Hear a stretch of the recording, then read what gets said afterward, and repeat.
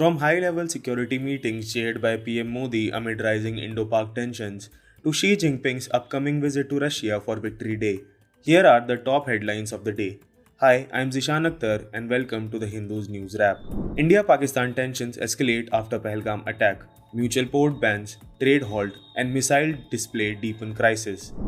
In the wake of the deadly April 22 Pahalgam terror attack that killed 26 people, India imposed sweeping punitive measures against Pakistan on May 3, 2025, including a complete ban on the import of Pakistani goods, even those routed through third countries, and a prohibition on the entry of Pakistani ships into Indian ports.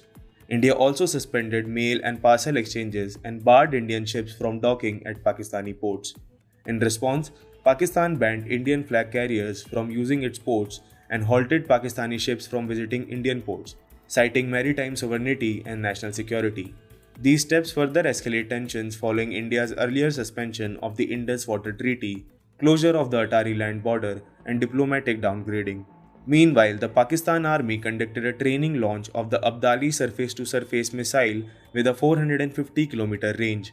Both countries appear locked in a cycle of retaliatory actions amid heightened security and potential hostilities.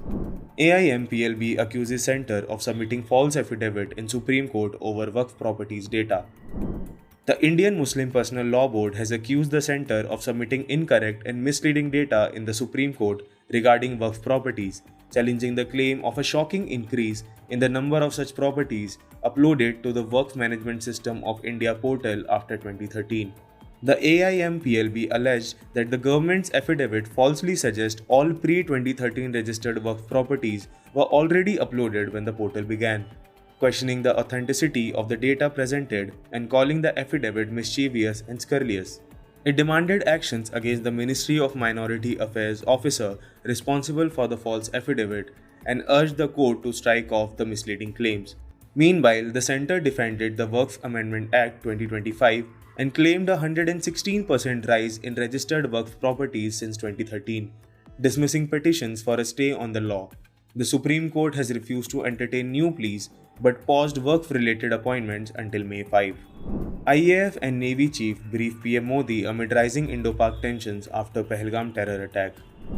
Amid escalating tensions between India and Pakistan following the deadly Pahalgam terror attack, Chief of Air Staff Air Chief Marshal AP Singh met Prime Minister Narendra Modi on Sunday, May 4, 2025, to discuss the evolving security situation. Although details of the meeting remain undisclosed, it comes a day after Navy Chief Admiral Dinesh K. Tripathi also met with the Prime Minister to brief him on the maritime security scenario, particularly in the Arabian Sea's critical sea lanes. The high-level meetings indicate heightened military preparedness and strategic consultations in response to the attack that killed 26 people, mostly tourists. PM Modi, reaffirming India's position, declared that the country is committed to taking firm and decisive action against the perpetrators and their supporters. His statement came during a press briefing following talks with Angolan President João Lourenço on May 3. These developments underline the government's robust stance on national security and counter-terrorism. We are committed to take firm and decisive action against terrorists and those who support them. We thank Angola for their support in our fight against cross-border terrorism. Manipur Naga body urges governor to reinstate free movement regime, rollback 2016 district reorganization. The United Naga Council UNC, representing all Naga tribes in Manipur, has urged Governor Ajay Kumar Bhalla to reinstate the free movement regime FMR along the India-Myanmar border and roll back the 7 districts created in 2016. In a memorandum submitted on May 2nd, the UNC criticized the centre's February decision to scrap the FMR, which historically allowed members of hill tribes within 16 km of the border to cross and stay in the neighboring country for up to 2 weeks. The UNC argued that ending the FMR severed deep-rooted cultural, familial, and economic ties of Naga communities like the Tangkhul, Anal, Moyo, Lamkang, and Maring and violated Article 36 of the UN Declaration on the Rights of Indigenous Peoples. The group also opposed the border fencing along an 80-kilometer stretch, citing ecological concerns and its impact on migratory wildlife.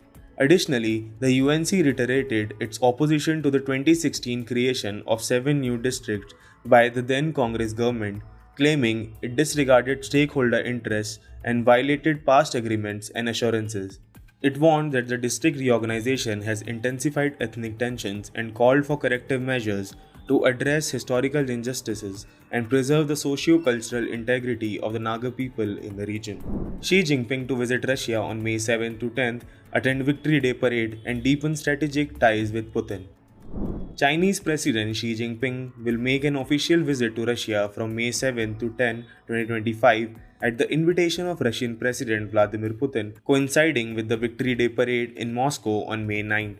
During the visit, Xi and Putin will discuss strengthening their comprehensive partnership and strategic cooperation, along with key international and regional issues. The two leaders are also expected to sign several bilateral agreements.